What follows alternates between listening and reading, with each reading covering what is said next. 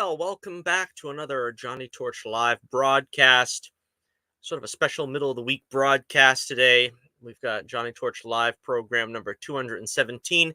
Actors behaving badly, we're going to call this. The Will Smith, Ezra Miller edition. And we're going to chronicle these things when they ever do happen, just for posterity. Before we get to the subject matter at hand, it's only going to be a brief video. I don't expect this to go a full hour or probably even a half hour. But please hit like, share, and subscribe. Make sure you check out our comic, The Adventures of Bullets Bourbon Private Eye. You can check the link in the description below. You can find us on Indie Planet. And we've got the Family Jewels arc completed with the most recent issue, number 9, in the final hours, ready to go. Make sure you check it out. And of course, follow my social media links and so forth. All right, let's talk first about what's being called the slap heard round the world. And if you've been living under a rock for the past, what's it been, 48 hours? Or 72 hours now, maybe, I suppose, almost. Chris Rock at the Academy Awards made a joke about Jada Pinkett Smith, about her baldness, and it was a joke about G.I. Jane, talk about going back a ways, and, well, this happened. I'm out here. Uh-oh, Richard. Oh, wow. Wow. Well, So, yeah, that happened, and it's been the source of speculation. Was this sort of a put-up job? Both participants seem to be smiling, at least in this picture. It sounded like an actual slap. It sounded like there was a lot of force behind that. But again, I personally go on the side of that it was for real. I think on Chris Rock's part, I don't think he expected it. I think he thought that Will Smith was just going to be horsing around. It wasn't going to be anything serious. Those kind of things have happened in live performance, the Oscars and so forth before. Maybe it would have been something a little nice for the highlight reel, but I think apparently Will Smith was laughing at this joke before it happened. The camera shows him laughing at it, and Jada didn't look particularly thrilled. I think she was ticked by it, and I think basically he took the initiative, Will Smith, to sort of grandstand, knowing that basically most of the world is kind of laughing at him and his quote unquote open marriage. And so to sort of save face for the both of them, I think he had to, or he felt that he had to, react in this manner. For Chris Rock's part, uh, he didn't press charges. Now that's the thing that kind of bugs me, because if you or me did this, it would have been a very different story. Does you know? Is Will Smith justified in any way over this? No, no, he's not. I mean, there that was like the most benign joke ever made. I mean, come on. If Chris Rock really wanted to get a reaction, he could have gone there, and we all know where there is. He didn't. He made some kind of goofy joke about her having a shaved head, and of course, a lot of people are coming to her aid, Will Smith's aid, by saying, "Well, she has acroporia, or however you pronounce it, and she's losing her hair through some kind of autoimmune disease, and so that's not something you should make fun of." But that doesn't justify basically belting the guy on live television.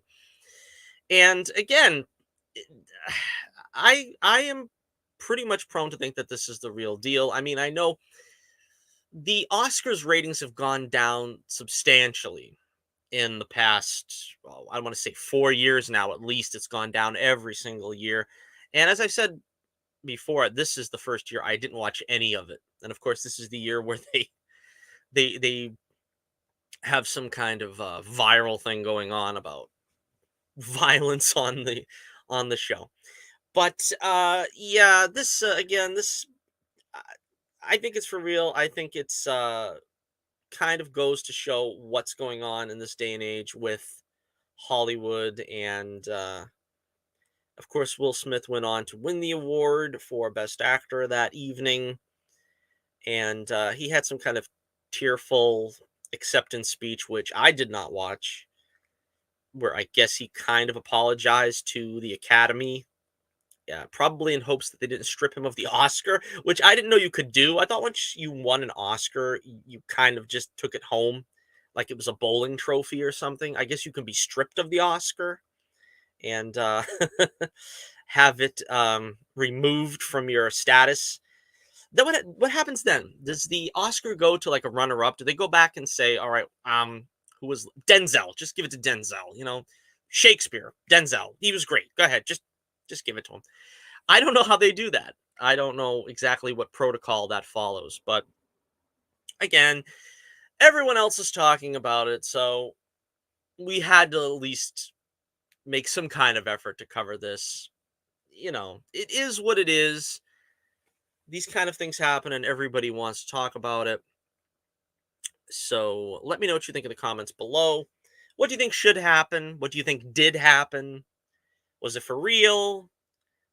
I don't think that it was a put up job for the reason probably being, especially that a lot of ink was spilled trying to cover how terrible this event was that Will Smith did this.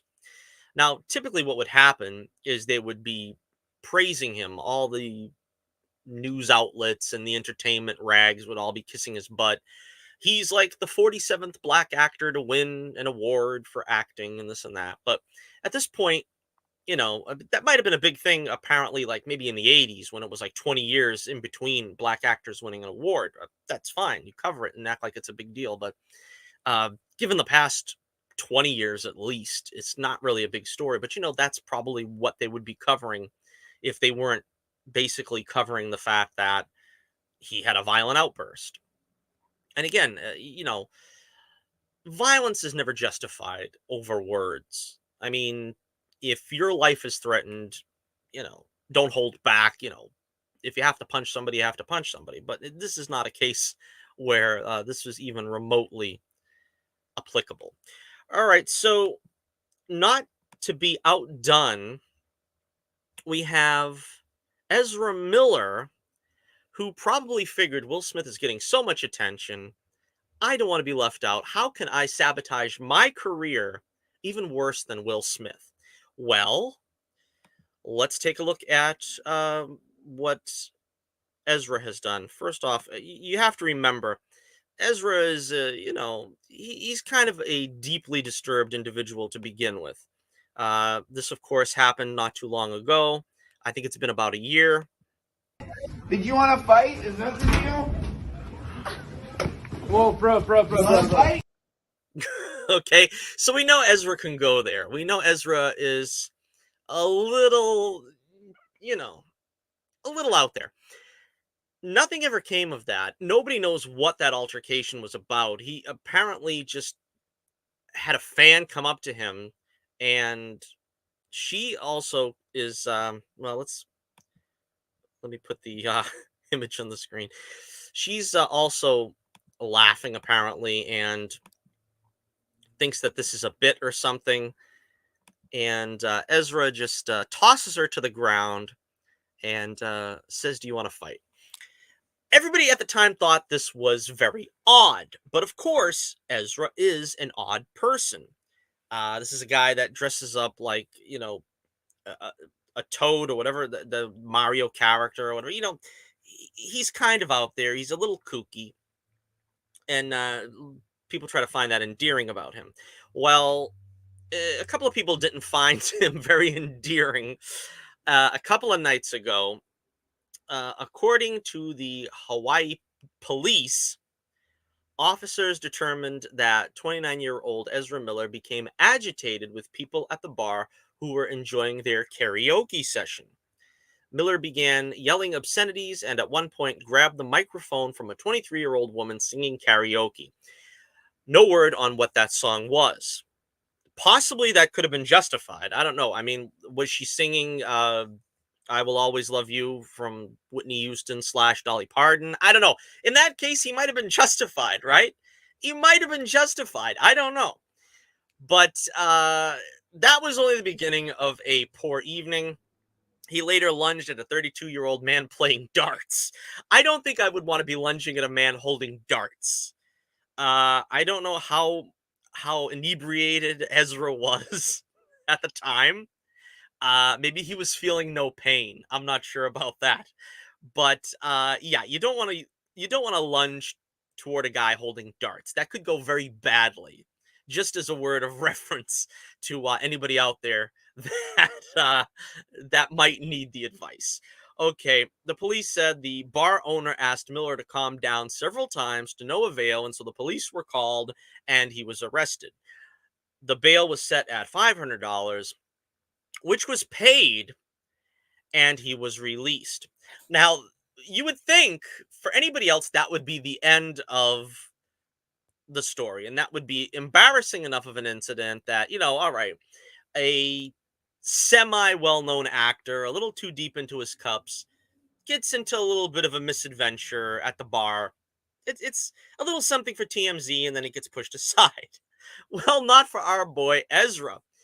Uh, he apparently was temporarily staying with a Hawaiian couple, with the Hawaiian residents, who have now filed a temporary restraining order against him, claiming that the actor harassed and threatened them. Allegedly. I have to cover all bases here. This is allegedly. The complaint claims that Miller burst into the bedroom of the petitioners and threatened the alleged male victim by saying, "I will bury you and your bleep wife on Monday, the 28th of March." According to court records obtained by Associated Press, Miller is accused of stealing some of the alleged victim's personal belongings, including a wallet and passport. So he's basically. How does this happen? How does this happen? You find Ezra Miller sitting on a park bench, and you're going to the ice cream truck or something down the park, and you see Ezra Miller sitting there, and you say to him, "Hey, aren't you Ezra Miller?" And he's like, "Dude." And then you say, "Can I buy you an ice cream?" And you wind up going home with a guy, and he's like moved in with you. And worst comes to worst, what's the worst that's gonna happen? He's gonna stay a day or two. He's gonna eat, he's gonna eat all the hot dogs in your fridge. Maybe he leaves a mess on the couch after, he's staying for a couple of days. He spills some soy sauce on your couch. All right, it's not a big deal, right? Then he goes to the bar, and you find yourself having to bail him out to the tune of $500. All right, at that point you got to be thinking, what did I get myself into? I mean, why couldn't I have seen, Robert Downey Jr. on a park bench? I don't think it would have gone quite as badly. Or, maybe Harrison Ford. Maybe he would have been a little more grumpy and it might have been not as pleasant. All right. He's a Hollywood legend. You let him crash on the couch he wants to. But you bring in Ezra Miller, and now you're out $500. The guy's probably messed up your house. He's eating all your food, and it's not over yet. It's not over yet by a long shot. He threatens to kill you, and he steals your money and passport. All right. I don't know. Does this mean that Warner Brothers does a terrible job of paying their employees? Because this is a guy that's set for a major motion picture, headlining. He's headlining. I know he's in the Fantastic Beasts movie, something like that. I don't know from Harry Potter. I mean, I've seen the original movies at least once, and most of them are good. Some of them not so good, but I didn't see any of the Fantastic Beasts movies. So I don't know who he's playing in that. I don't know. He's got a couple of big movies coming out. Now, all of a sudden, he is being, all over the news. What do you do if you're Warner Brothers in this position? All right, to finish the copy, it says the respondent is famous and wealthy, the document states. This makes access to weapons much easier, as well as sending associates to harass the petitioner. So naturally, they're more worried about their lives than having their wallet lifted by Ezra Miller. So again, there's a history of erratic behavior. I don't think we covered it. I was this close to covering it on the Torch News Roundup, but he had also made this weird cryptic Instagram post where he was saying that he was essentially calling out the Ku Klux Klan from somewhere and threatening them, and everybody kind of like, all right, well, the Ku Klux Klan, of course, nobody likes, and so you want to threaten them. They kind of brushed it off. All right, but this is a little different. This is starting to get weird. This is starting to get crazy, and I think the longer you keep Ezra out with the longest leash known to mankind, the more strange he is going to behave. I think they better rein him in.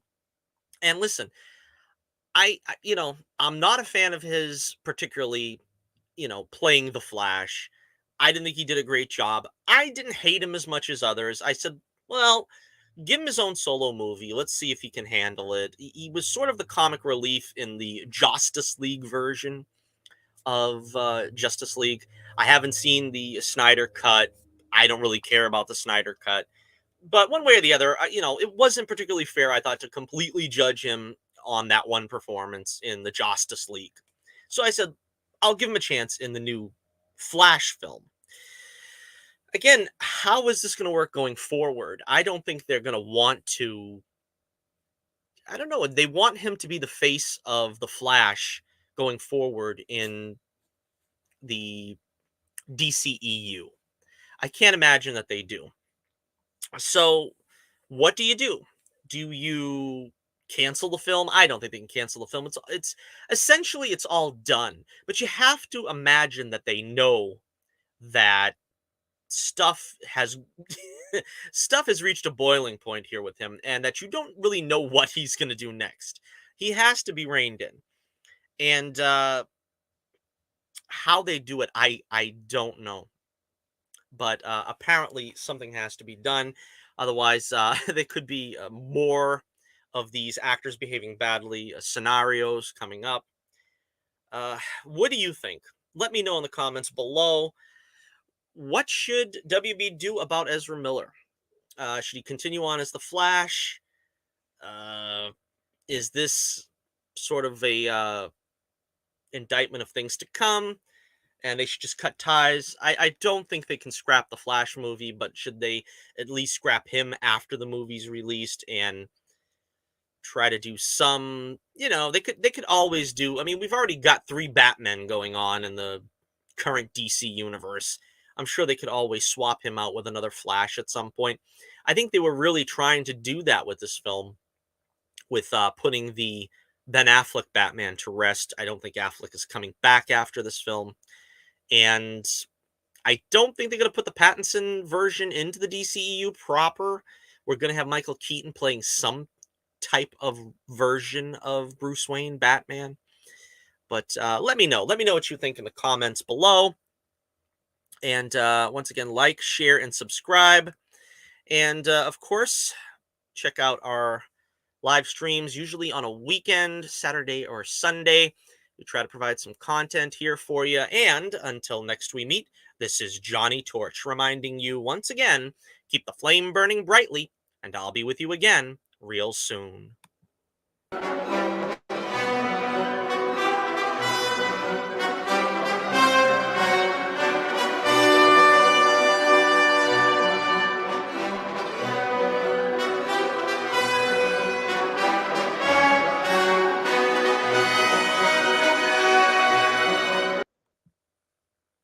You want to learn it? Did you want to fight? Is that the deal? Whoa, bro. You want to fight?